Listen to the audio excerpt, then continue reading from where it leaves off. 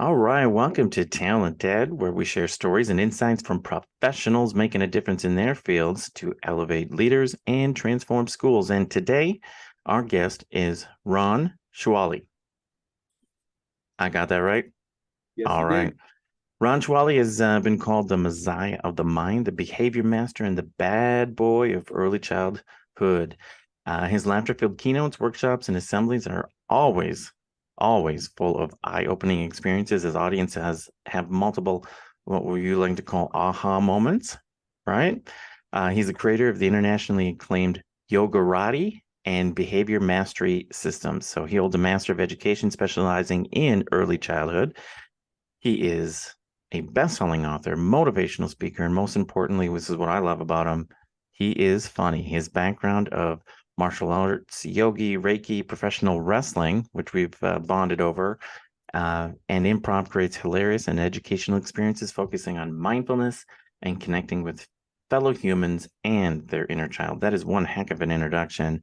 So, Yes, with that, please, Ron, why don't you introduce yourself? Tell us a little bit about your background, where you're at today, and what do you want to discuss? absolutely. So first of all, thank you for having me. I'm glad that you were able to read that introduction off smoothly, no hiccups. So that was great. Um, where do I start? In 2001, I did it. That's when my new life started. In 2001, I did a seminar called the Landmark Forum that they have all over the world. Totally transformed my life. I was a finance major at the time, focusing on making money because at 12 years old, I tried to take my own life in a military academy because I was getting bullied. And I remember being in the ambulance ride, finally feeling safe for the first time and Hmm. saying, someday I'm gonna have all the money in the world so I can take those two guys out that bullied me. Trauma Mm-hmm. from there. So I programmed myself that money was the end all be all. After I did that seminar, I realized it was a story that I programmed myself with a lot of trauma in that moment. And I went to my karate teacher at the time, who I was learning how to be a better fighter because I was a pro wrestler at the time. I had an opportunity to go wrestle in Japan, and I was told that the Japanese wrestlers there, they try to beat up anybody that is not from their culture to test out their strength. So um, I went to him and said, I would love to learn how to teach kids martial arts. And he took me under his wing. I learned a lot about him and his wife. His wife was a preschool teacher. He was an elementary school teacher. About a year and a half before we met, they both worked in the school system, and then they both quit at the same time because of just politics. That's when the political correctness started rolling in, where you used to be able to tell parents, I suggest that you maybe read to your child more, have a conversation, give them water to drink instead of juices, tell them to go to sleep, all these different things. And parents used to listen to the educators because they're the professionals. And then it turned into an entire societal shift where everybody blames everybody and no one wants to take responsibility, which is a lot of how my work started. So I learned through them about a year and a half. I went to work at a preschool that hired me and did a karate program there. But I met kids that came from a different environment, a martial arts environment. Yes, sir. Yes, ma'am. They say, all about respect. And then I went to a preschool and I told this kid to do something. And he said, no, which just blew my mind. And then started running around in a circle. I was like, I don't understand what happened. My brain went, how dare you? I'm an adult. I have a degree. I'm taller than you, blah, blah, blah. But I've also learned that my brain is a liar and it's a sabotager. And there's only one place I can make decisions from. So I dropped into my heart, which is some of the training that I've learned because your heart has its own intrinsic intelligence system. And I asked my heart what I should do. And my heart went, well, that's you when you were a kid, remember? And I went, oh yeah. And my gut went, uh-huh. And nobody could get you to do anything you want to do. So what do you do? So then my brain went, okay, how are we able to change people's behaviors, aka manipulation, aka whatever you want to call it? And I took all my sales training, neurolinguistic programming, and a lot of the stuff that body language, visual, auditory, kinesthetic cues, and created this behavior system called Behavior Mastery that initially it was 3 parts, and now there's 5 components to it because I include the The secret on how to get neurodiverse, exceptional, super genius alpha kids to change their behaviors because they want to. It's the only way that it's going to work. From there, I started doing a lot of work in bullying in public schools. Unfortunately, I stopped doing bullying workshops in public schools because I didn't know what to tell kids when I would be doing an assembly program and they would say, why do I get in trouble for standing up for myself? Somebody was hitting me and I put my hands up to block and I got suspended. Luckily, my parents didn't get me in trouble, but all these different things. So that kind of like soured my world. And now I do a lot of bullying work outside of schools. But the behavior mastery system is amazing. It's wonderful. My world is connecting. My world is having people understand they have an inner child. If you don't know what your inner child is, imagine somebody's driving with you and all of a sudden somebody cuts you off. Your adult brain isn't going to tell you, I'm going to speed up and go right up this person's bumper to let them know they almost got into an accident by almost getting into an accident. That's not our adult brain. Our adult brain doesn't want to pay another $300 a month for insurance for 3 years. But our inner child sees somebody cut in front of us, and our inner child goes, no cutting! And then all of a sudden, your foot's on the pedal, and you're right up this person's bumper, and you don't even realize what happened. So understanding the inner workings of our body, understanding we have this inner child that, unfortunately, some kids are told to grow up. Some kids are told to stop being silly, goofy, which has absolutely no interest in my world. I am a major advocate of homeschooling, as I like to have kids express themselves fully.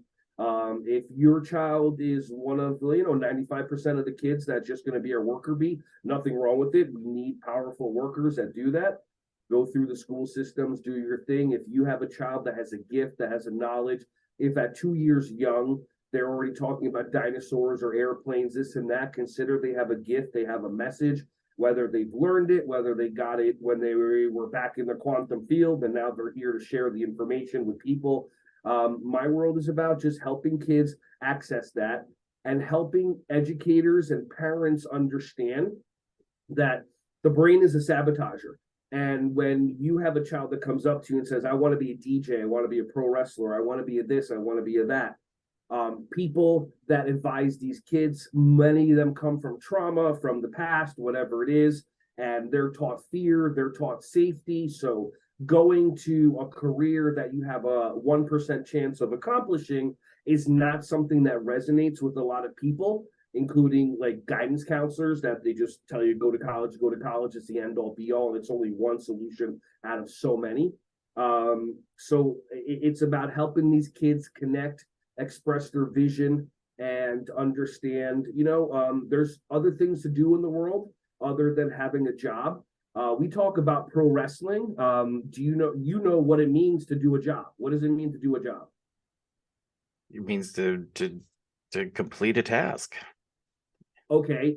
And in wrestling, to do the job means you're on your back and someone's pinning you and you give up by yourself and you lay down. So to me, you see where I'm going with this. I actually had an idea to create this podcast called Wrestling is Life, because there's so many aspects of wrestling that that mimic and duplicate life. So in my opinion, it's like we're taught that, to do the job is to go and get a job, is to give up on your dreams, to give up on your passions. Sure. A jobber in wrestling is somebody that's usually not going to get to the top and be in the WWE. They're there to let somebody pin them, let somebody beat them up, and then they get, $50 or $100, while the person that did it becomes a superstar millionaire. And it's very interesting how the words that we learn dictate ourselves. Like, even if we talked about earlier, like how I call kids like, this kid 2 years young, this kid's 5 years young. I don't know where we've been told that we're old. Like, I say to a child, like, what's your age? They go, I'm 3 years old. I'm like, do you feel old? And the kid's like, no. I'm like, yeah, try saying you're 3 years young. When I do my trainings, we were just at the Head Start conference last week, had over 1,000 people in my Yogarate workshop. It was awesome. And I had people say their age and the word old. And you could feel the energy in the room, just like, ugh. And some people are in their 20s. And then I had them say their age And I've been on this planet 47 years. So I say I'm 47 human years young, because human years I've been here. Cosmically, I was told I'm like 5,000 years old. It's a whole conversation I had with an 8-year-old. That's the intuition workshop, if you want to talk about that. So my world is about having people understand a lot of the stuckness that happens, especially with words. Like, people will have a bad thing happen in the morning, like you stub your toe, you break a nail, you spill something on yourself, you get a bad text, and then we're programmed to say, there goes what? There goes the day. It's all There done. goes a day. So yeah, so you just because we repeat stuff that other people have said, we now program ourselves to have a bad day. And then we spend time finding evidence on how crappy our day was. And if we don't, then we'll create situations to have our day be happy, so that we can then remember, oh yeah, this is me having a bad day. And what happens is, when we say to ourselves we're having a bad day and then we have a bad day, we do the thing that human beings love to do, which is being right. And whenever you're right about something, your brain goes, oh, we're right. Oh, here we go. And it sends a message to the body, and the body releases dopamine and endorphins and serotonin, and you feel good for 1 or 2 seconds.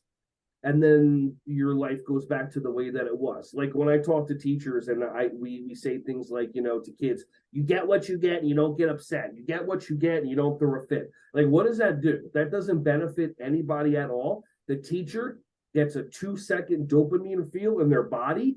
The child gets crushed by the person that every morning they love to say good morning to, and they run up to them and they talk about them to their parents and they miss them and all that stuff. But if humans don't understand this structure that is designed inside of us to keep feeding us this dopamine, that's why people scroll. That's why people, they're on the phone. Every single time you scroll and you see something, it's a dopamine. Every time somebody likes something, you get dopamine. We are our own drug dealers, and we get high on our own supply all the time.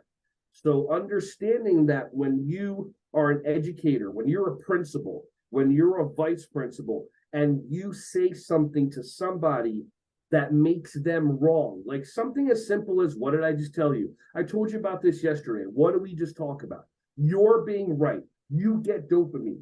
The person that you're talking to is made wrong. The connection, the bond, the love, the energy between those two people, boom, severed. And it's because of the person that chose to be right instead of choosing love or happiness. Ron, we can tell that you're very child-centered, right? Of course. Absolutely. Why not? This is education. We should be child-centered. Right? Tell me about your background in, because I think this is a fascinating piece. Because if somebody was to look at you and talk with you, one of the last things that might come in is that you are a bad boy of early education or early childhood. Tell us more about that, your background in early childhood.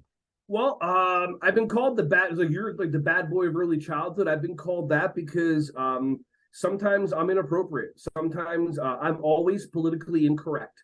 And I do a disclaimer telling people, for me to do anything politically correct means I have to psychically read every single one of your brains, know every single thing that's happened in your life, so I don't say something that offends you, which is nowhere near even 1% possible.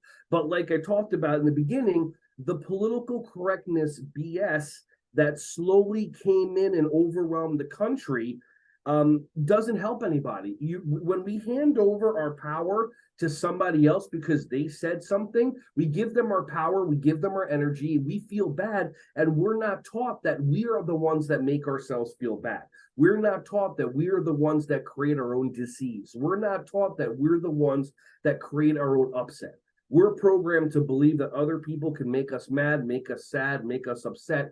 So my world is, number one, to challenge people's mindsets, and I do it in a joking way. I mean, I was just up on the stage in front of 1,000 people doing Yogarate, where, I mean, it's taken out of context, but there's a part where we do some knee stretching, where we're moving our knees around left and right just to loosen up the ACL, the PCL, the MC hammer, all that stuff in our knees. And then I joke around, and I look at the back of the arena, and I'm like, miss, we're not doing, and I start doing like movements with our knees, like I'm back at a club when I'm 20 years old and twerking and stuff like that. And the whole entire place erupts. Insane, like belly laughter type stuff that they're not expecting. Mm-hmm. So that's my thing, is I need to interrupt brain patterns of people, especially because a typical education staff development training, oh my goodness, because it's done by robotic NPC humans as opposed to people that are even looking in the crowd. Like me being a pro wrestler for 12, 13 years led me to be able to understand that when I'm doing a training, a keynote, a workshop, an in-service, I need to be able to make sure that the person all the way in the far left corner of the arena, theater, whatever it is, can see me and see my facial expressions just as much as the person in the front. I need to be able to understand when the crowd goes a little in a lull so that I can do some comedy and pop them. Or I have this soundboard that I bring with all these different songs that I've downloaded. Like I'll hit a button that says SC, and all of a sudden throughout the whole auditorium you'll hear Sweet Caroline, and then it cuts out, and then everybody usually goes ba ba ba, and then we do so many other different songs and genres.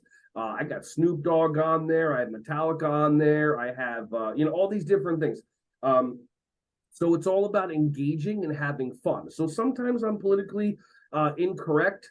A lot of times it's fun, it's engaging, it breaks them out of their pattern, because it's really weird, like especially working in early childhood and then doing trainings for like elementary schools.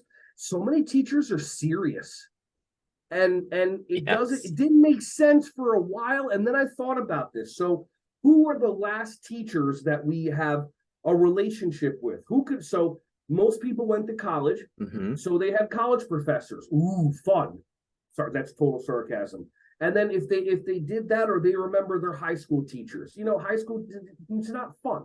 It's like like history teachers, like you don't even need them anymore. Just Google it. I mean, seriously.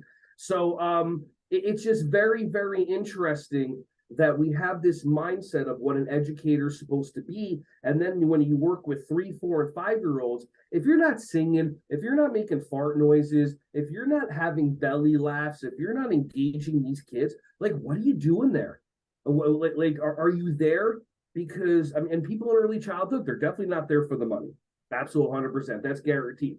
So why not be joyous and silly? And if you wear fun things, if you have scarves that you wear with your kids, you know what? Why not just bring it in to the classroom and be silly? If you have toys, if you have, I got my little Grogu doll over here. This is actually my dog Scruffy's toy, but I hold on to him while I'm watching Mandalorian.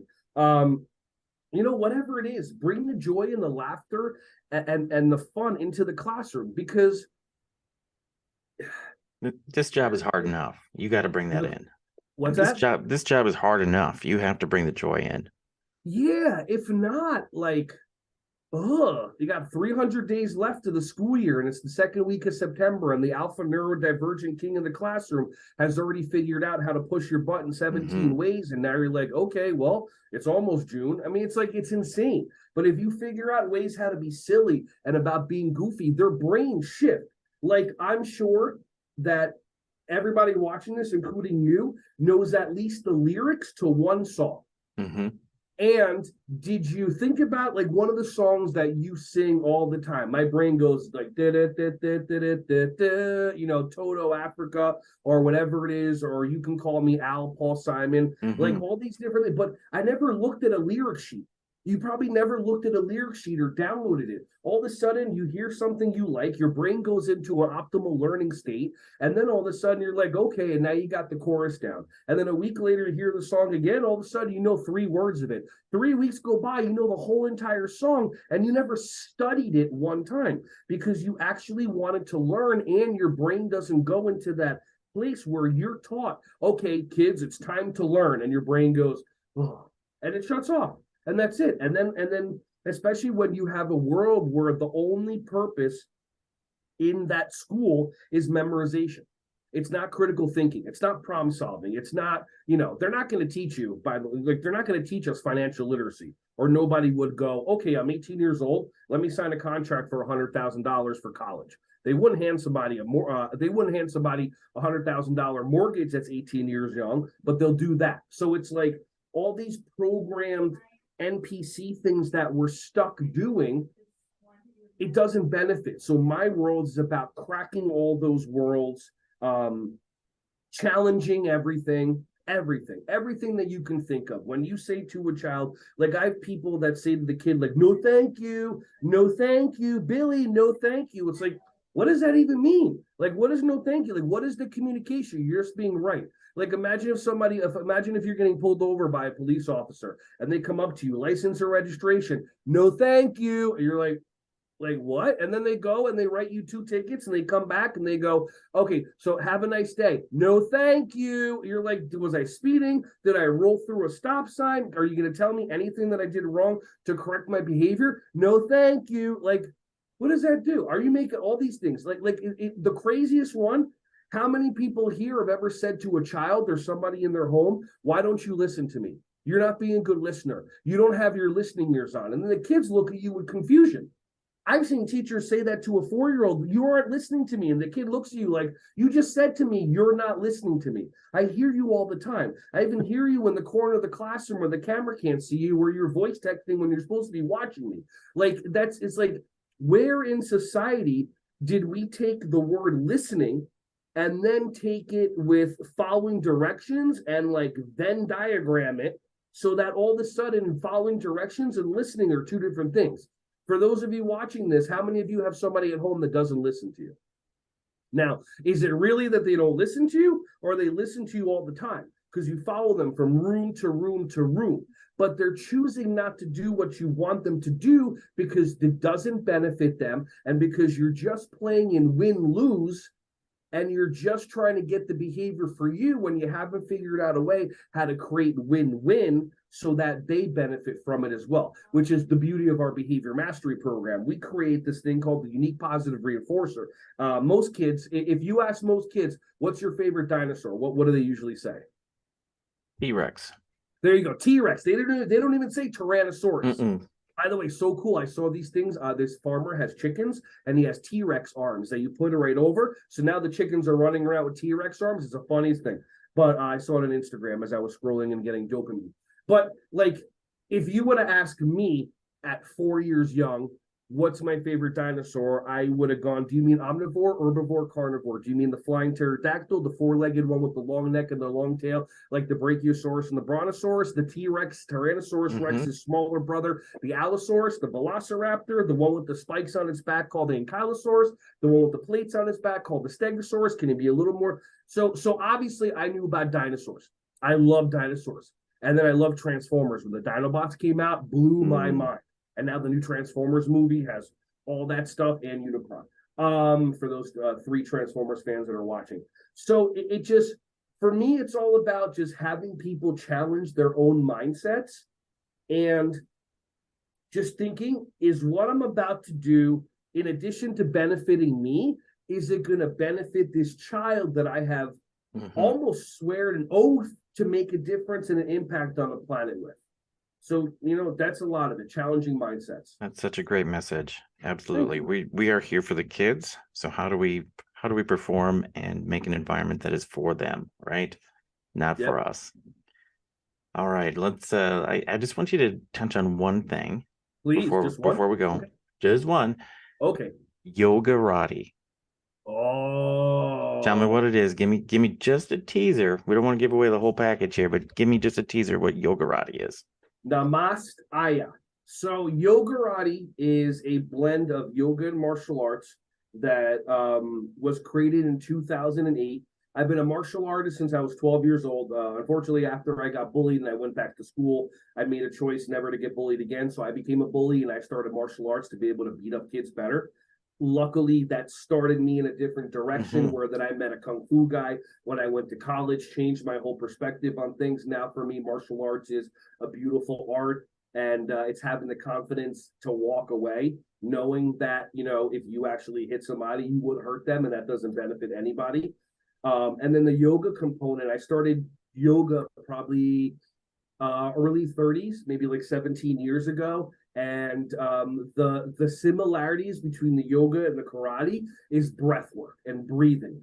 So any way that we breathe is super beneficial, whether I teach fire breathing, cold breathing, jellyfish breathing, big belly breathing, all these different types, hot chocolate breathing, where you're like, you smell the hot chocolate and then you cool it down and you're focusing, and then 3 breaths oxygenates your brain. And then what happens is that fight, flight, freeze, or fawn component of your brain, when a child does something inappropriate, opposite, even if our brain says it's inappropriate, but the child's just being the child, we can then take 2 or 3 breaths and then be like, oh yeah, this is a human. I was a human.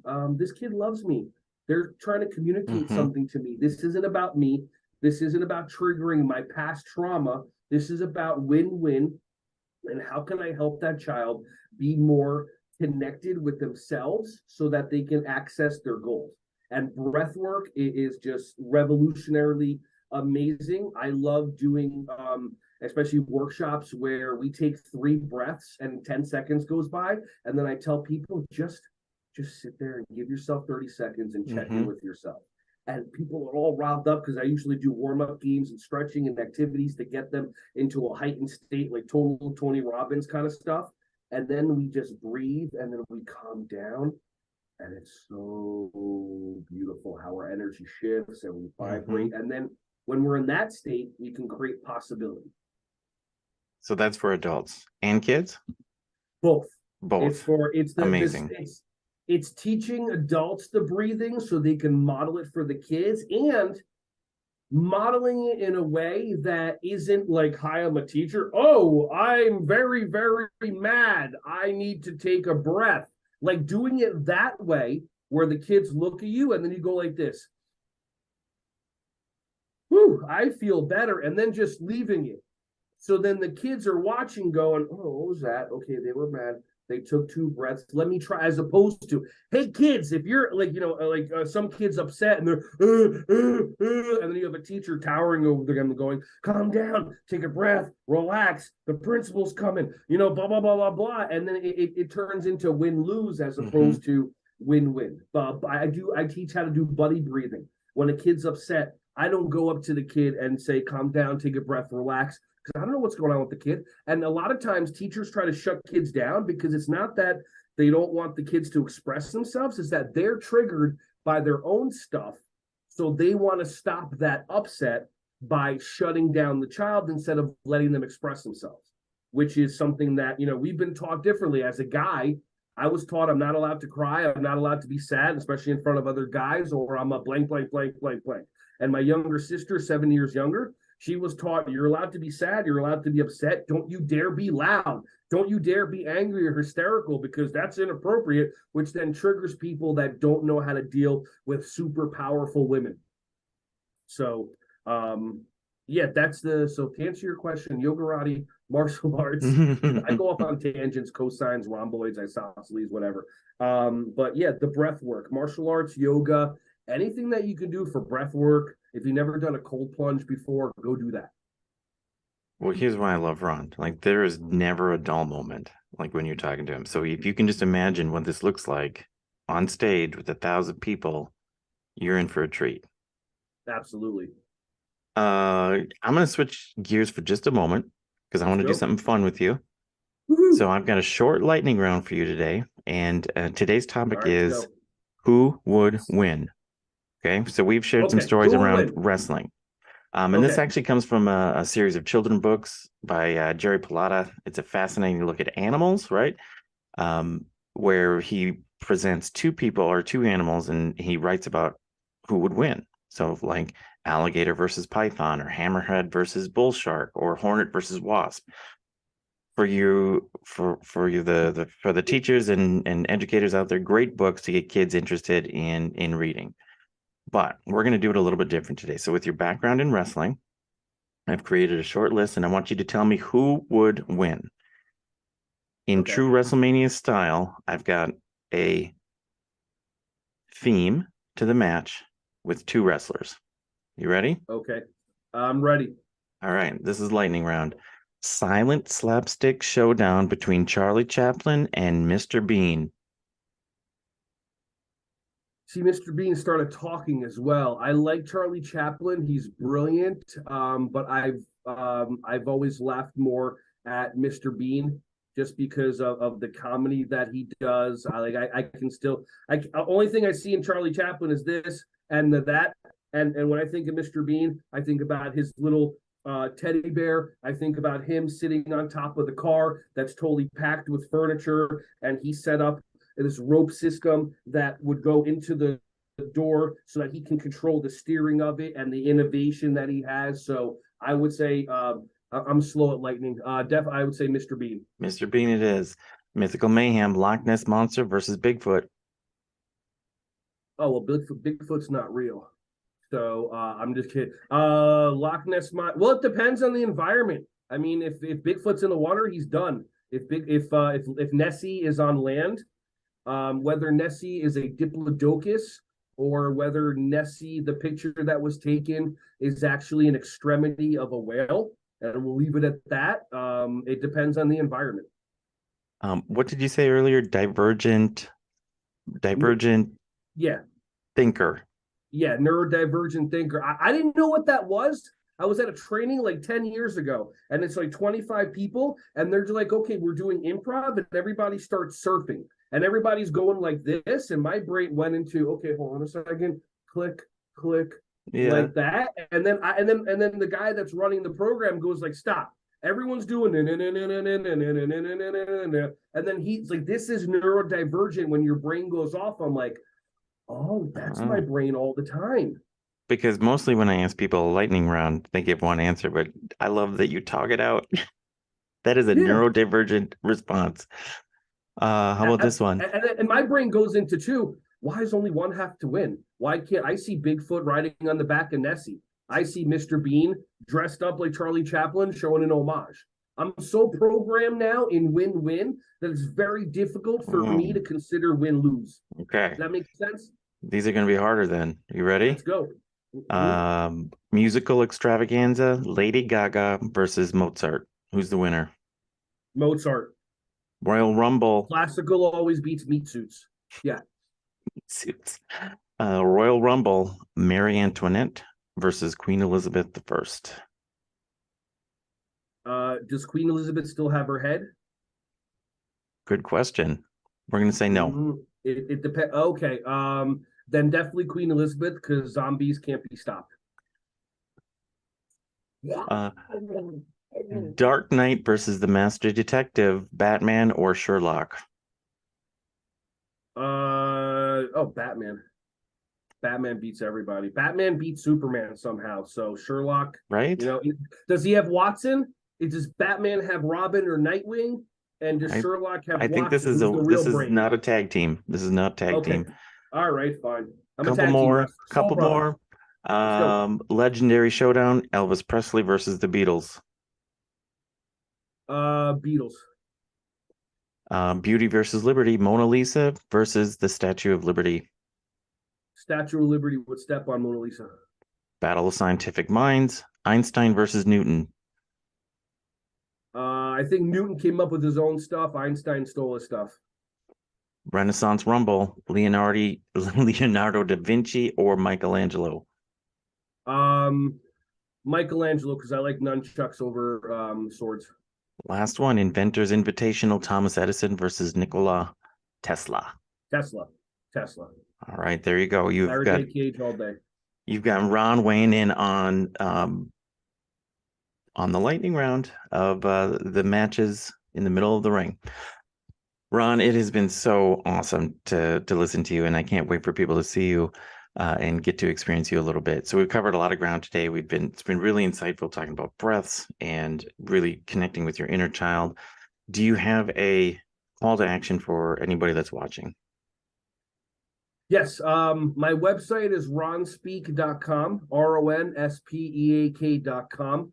That's a great way to see other videos and other trainings and assembly programs. And then we have a full day in service called Behavior Mastery, which is behavior mastery of oneself in the morning and then mastery of your classroom in the afternoon. And that could be found at behaviormasterysystem.com or the online courses at behaviormasteryacademy.com. All right. Thank you, Ron, for sharing your knowledge, experiences, and really fun history with us today. It's been a pleasure having you. Here's what we want to say. Thank you for tuning in to TalentED. And if you enjoyed this episode, please subscribe, leave us a review. And if you have any suggestions for future topics or guests, please contact us. And until next time, keep learning, keep growing, keep with your inner child, and stay PKS, which is positive, kind, and supportive. Bye, Love you everybody. all.